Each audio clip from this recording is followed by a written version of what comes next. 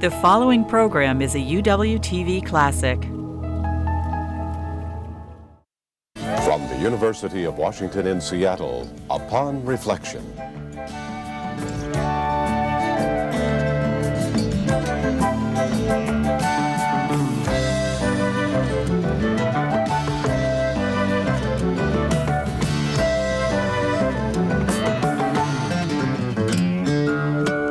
Hello and welcome to Upon Reflection. I'm Marcia Alvar.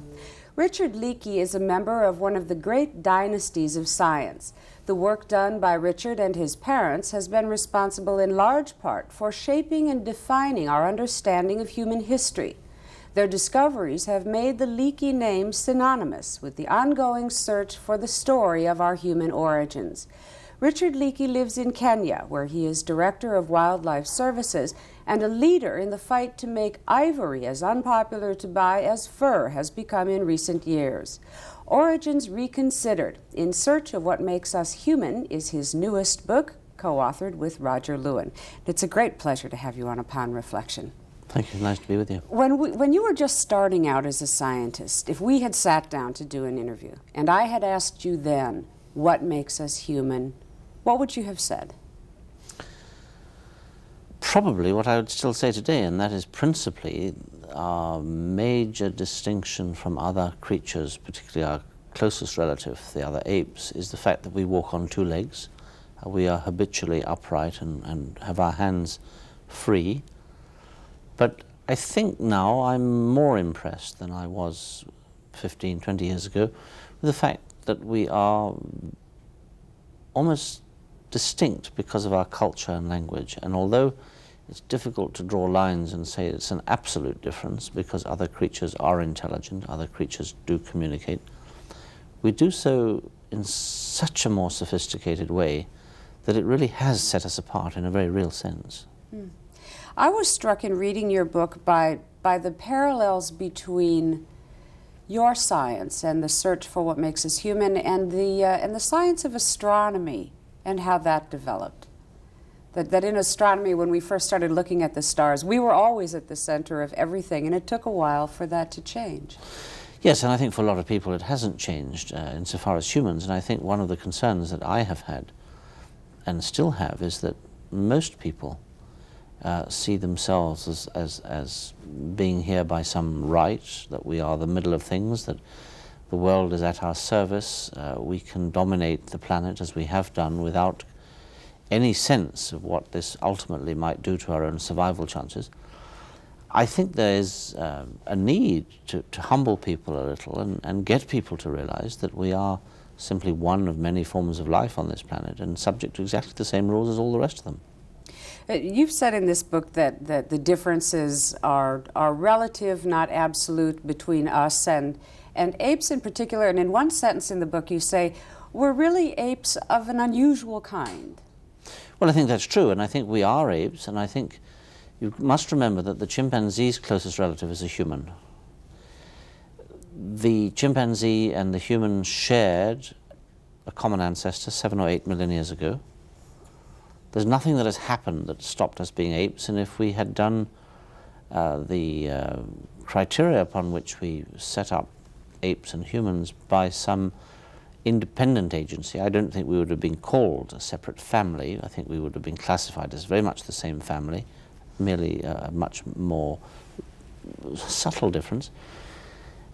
I think it is something that worries people, though, and I think part of it is to do with religion, and I think that the idea that people have from particularly Christianity that God created humankind in his image is taken as read by many people, even not very religious people. And when you start changing that image, what are you doing? If you're saying that God isn't like us because we weren't like this all the time, at what stage did he then create us, and what is this doing to that image of the deity? And I think subconsciously this causes a lot of people a lot of problems. There are a number of characteristics that people have said, at least a few years ago, did put an absolute line between us and other species, and a number of these characteristics have been debunked or are still debated, and I wanted to ask you about a few of them. I think probably the earliest that I learned, probably in junior high school science, where I seem to have gotten a lot of the information that's now outdated, was that we were the tool makers. That's what set us apart. That's what made us so distinct from other animals. Well, we know that that doesn't work because a lot of other animals make tools. From birds, insects use tools, and of course primates use tools. Can you give me an example? Chimpanzees are a very good example. Chimpanzees now are known not only to fish for termites using sticks and pieces of grass that they put down holes and sticky with saliva and bring the termites up and swipe them off like sucking a lollipop. But chimpanzees actually go into the forest with stones. If they're going collecting nuts, and some of these nuts are very hard to break open between their teeth, they will take stones into the forest to trees where they're going to harvest nuts, and they use the stones as a hammer, putting the nut against the root of the tree and bashing it open. Sometimes the trees don't have roots exposed and there's nothing to bash it against. In those cases, chimpanzees have been observed taking two stones in, one which they use as a platform and one which they use as a hammer. And they don't use the stones in the wrong order. The flat stone is always the platform and the rounded stone is always the hammer. And they teach the children to do that. Now that seems to me not absolutely different from taking two stones and knocking one against the other to produce a sharp cutting edge. So it's not only that they use the stones, but that they plan ahead. They definitely plan ahead. They definitely see a need ahead. And in that regard, it's a very grey area in terms of... Sounds like thinking. Well, I think definitely it's thinking. I think it's pre-planning. And I think it suggests that they have an intellectual capacity that is not very far removed from our own. So not only do other creatures, other animals make tools, but you say in the book that we're always saying, well, you know, man makes tools, but actually tools made us in many ways. Well, I think that's a better way to look at it, because tools haven't made any other creature, but they have made us insofar as it's given us access to a completely different way of life, a way of life that has become, over the years, more and more complex and more sophisticated. And without the technology and without the culture that goes with that technology, we could not possibly be what we are today. And so in a very real sense, it was the use of those tools initially to get access to a new diet that set off a trend that has made us what we are. But let's look at language. You mentioned language. How much of a differentiation is that for us and other animals? Well, again, it's the same problem. It's a form of communication, and it's a communication system that in humans is very complex, from the written word to the electronic word to all the other complexities that we've now devised. But in its base form, vocal communication, which is language, is seen in other creatures. We know, for example, that other primates, particularly again our closest relative, the chimp, make very complex sounds, and researchers have identified that many of these sounds have very specific meanings. People have worked with chimpanzees in the laboratory and found that chimpanzees can learn a form of sign language that is used by people, the Amsalen language. And secondly, they've used symbols with chimpanzees, and chimpanzees have picked up close to 150 to 200 words, and they can use these words to communicate with their trainer, and they can assemble these words with some fairly primitive grammar and syntax. Now, that suggests again that their brain is fairly well down the road and not, in a fundamental sense, different from our own. What about morality, ethics? Does that set us apart? Well, again, I think morality is an outgrowth of knowing what's socially acceptable, and that has then been set up on a pedestal as some form of ethics or morality. If you watch animals, particularly young animals in social groups, they're clearly conditioned by their elders as to what can and cannot be done. And one will often see, whether it's carnivores or primates or elephants, some form of parental or seniority being exercised, where youngsters who are getting too playful or youngsters who are being foolish are quickly brought back into line. Now, I think the difference is that we have introduced a sense of guilt in morality, and there is a feeling that if we've done something bad, it's not bad because necessarily what it's going to impose on those around us, but it's bad in terms of our afterlife. It's bad in terms of our maker. It's a sense of guilt, and out of guilt comes evil and sin, and I think this is uniquely human. I read about a study that it had monkeys in a laboratory who would only be fed if they pulled a chain, and that caused punishment to take place in another monkey, not a kin, not a relative, but another member of their species.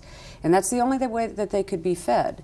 And that what the scientists discovered is that the monkeys were very reluctant to pull the chain, particularly if they had already been shocked and had been on the receiving end.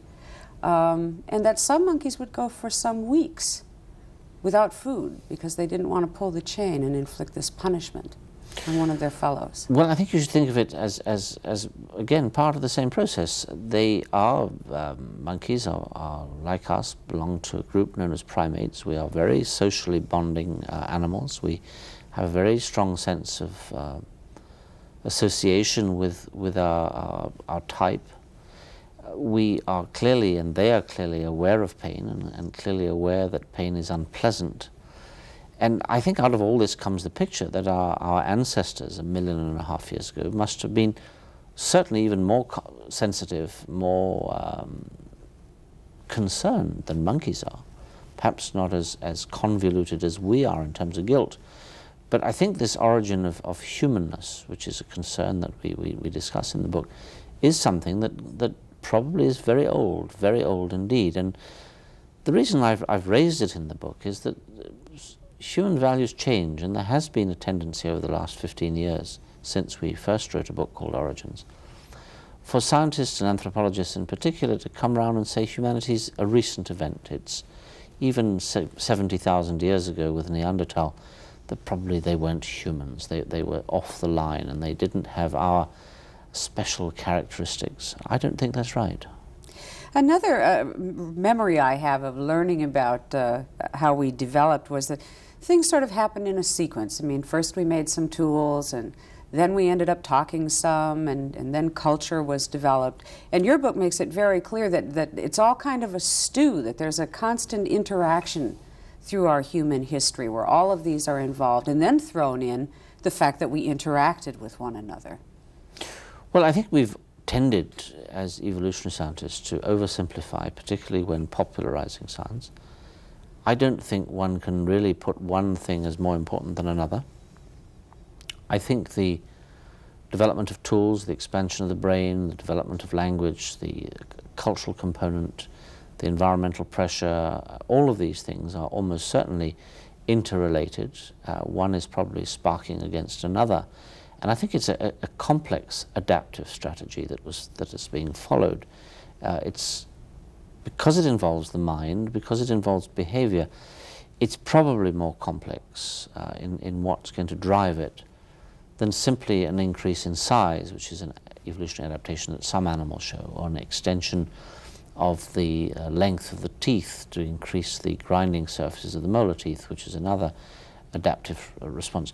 I think in humans, early humans, it was so complex, it was so related to behavior and behavior's impact on environmental issues that makes it quite unlike most other evolutionary models you'd follow. Your father, Lewis, believed that the study of great apes might hold the key to the development of human consciousness, and he served as a mentor to some of the best-known names in this field of research, the late Diane Fossey and Jane Goodall, among others. Was he right? Did that hold the key? I'm not sure it held the key. I think it certainly opened up an enormous range of studies that have given us a far better understanding of the sort of parameters that we should consider when looking to the question of human origins. But I think chimp behavior and studies about chimps are about studies about chimps, and I don't think we're looking at our ancestors. I think it would be wrong for people to think of a chimpanzee as a human ancestor. But clearly, if you know the length and breadth and depth of chimpanzee behavior, and you look at their social patterns, and you look at the way chimpanzees will exploit the environment and how they've adapted to certain situations, you're clearly seeing the scope within which you can judge the likelihood of early human behavior being developed. Why are chimps and other apes so much smarter than they need to be in the wild? I mean, the kinds of things that they're doing in laboratories with language, for example, those don't come out in their behavior in the wild. Well, again, I think one must be careful not to put human values on this. When we say something is smarter than it needs to be, I think the same would apply to all of us. Most humans don't use their brains, and even the very intelligent humans, people who are educated and trained to be specialists in a particular field, are using a relatively small part of a very large organ that has an enormous capacity that is untapped. Why did the human brain develop so far? Why did it extend to the range that it can be extended to today, when as a species it's irrelevant? I don't think there's an answer why, to the question why, and I think, like so many other things, we should be a little cautious about assuming that it's not necessary, but why it should be and what it will ultimately be necessary for, I don't think we know yet. In your book, you stress the importance of social interaction on what makes us human, and do you think that in science, at least in the early years of your field, that there was a focus on the particular fossil or the particular discovery as opposed to almost the intangibles of what they all meant in relationship to each other and what they represented about social interaction? Yes, I do, but I think the reason for that is it's been very difficult to look at some of the biology of early humans because you're dealing with, in the most part, fragments of skull or fragments of jaw, or isolated teeth or bits and pieces, and to reconstruct biology on something that is as incomplete as that is almost impossible. The reason I think we've made this quantum leap and we address this so thoroughly in the book is that we now have at least one specimen. This was the Turkana boy skeleton of Homo erectus that was found in 1984, that is sufficiently complete that you can begin to tackle questions that previously were simply the realm of speculation. It's once you tackle those questions and get hard answers that you see a second dimension to the studies, and you begin to look at things in a much more secure basis than hitherto had been the norm. We've been talking, I guess in some ways, a lot of what we've been talking about are absolutes, and certainly your science is marked by a great number of debates over a great many aspects of human history. And in fact, sometimes it seems like paleo-anthropology is a particularly emotional brand of science. Why are the arguments about various aspects of human history so heated, so emotional? I think probably because we are dealing with humans. I think there's an identity that our audience has with the subject because they're humans too. It's us. It's us. We're talking about us. I'm not sure that it is that much more controversial than other sciences. Certainly I'm now in conservation and that seems pretty fraught with personality problems.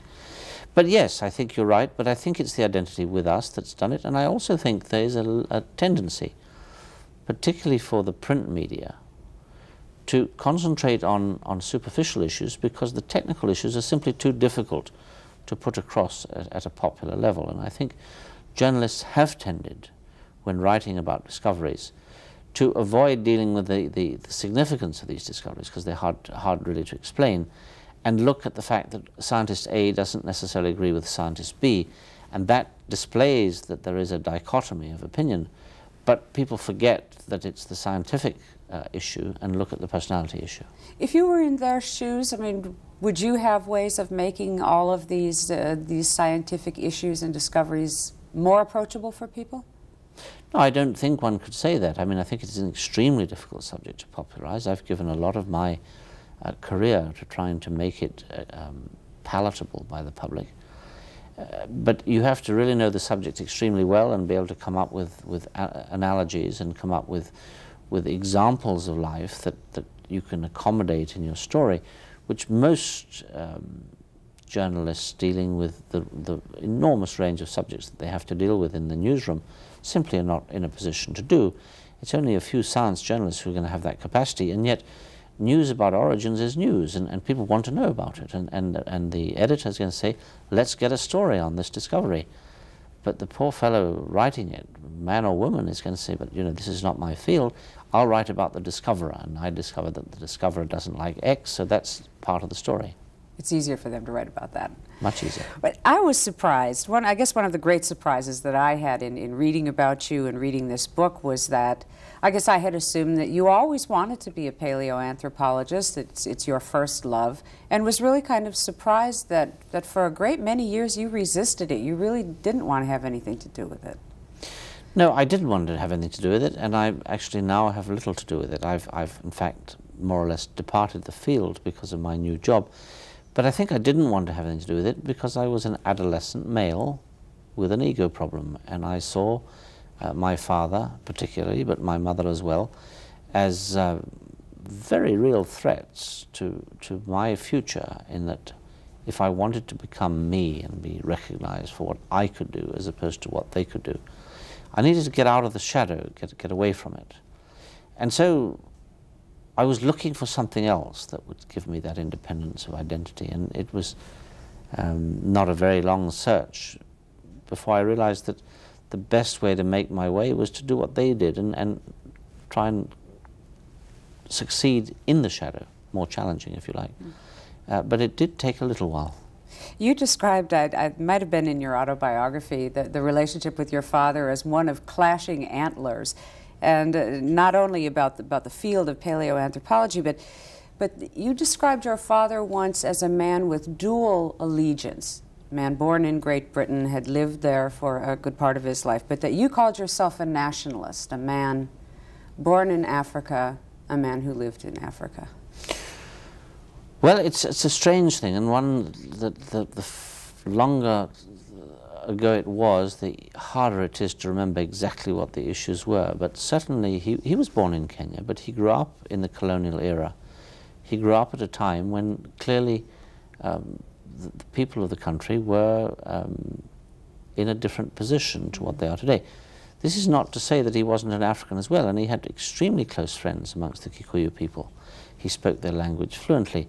But he always seemed to me to be quite disapproving of some of the necessary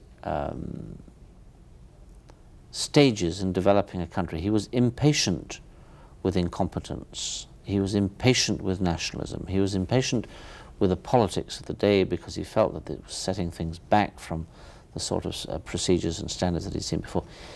I never quite understood it. I think today it wouldn't have worried me.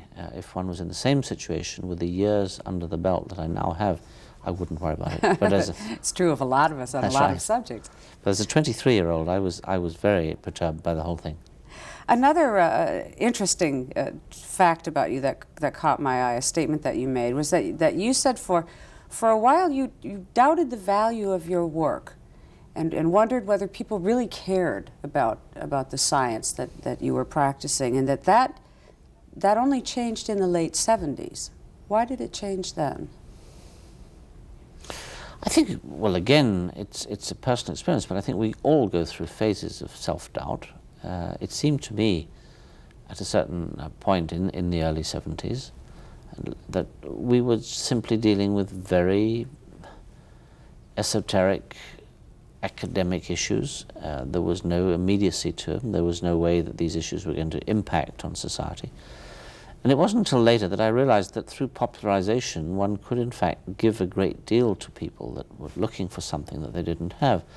I now recognize that paleoanthropology and the study of the past is an enormously popular subject together with archaeology, and even though one gets far more publicity in a sense for the work one's doing in ecology and saving the elephants, the audiences that one gets for lectures on elephants are half what they are for human origin studies. It is a subject that is clearly of great interest and probably of some importance. We think of the term extinction as something that usually has to do with a time that was way, way, way back in the past, or something that's way off in the future. But you say we're in the middle of an extinction now, the sixth great extinction, and it's probably a great deal of the work that you also do as Director of Wildlife Services. Well, what I'm getting at there, and others have spoken of the same phenomena, is that if you look at the history of the planet over the last several billion years, There have been moments when there have been massive die-offs of virtually the majority of life forms on the planet at that time. The last major episode was the end of the Cretaceous, some 65 million years ago, when the dinosaurs disappeared, together with a lot of other creatures. A mass extinction is when the world loses 50% plus of life forms that are around.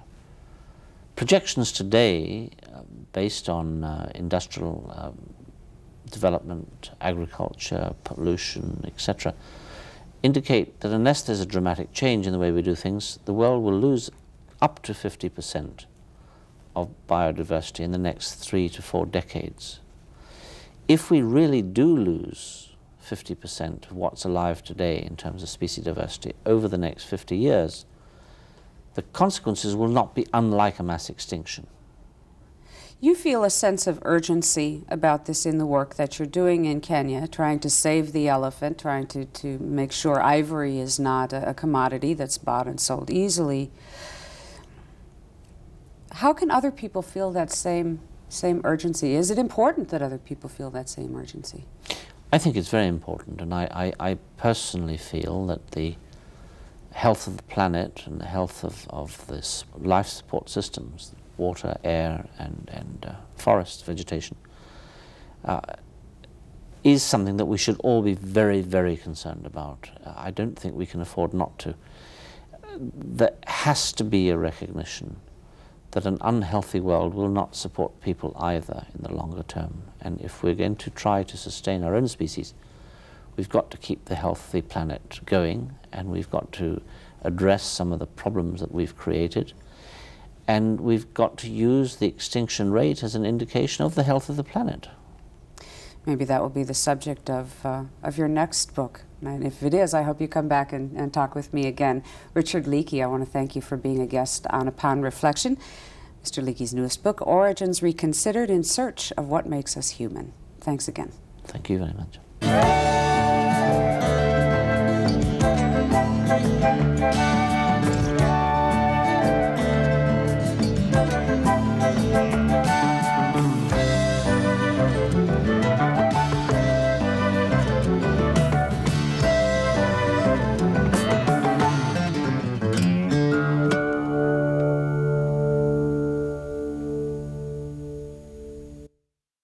To see more UWTV classics, visit uwtv.org/classics.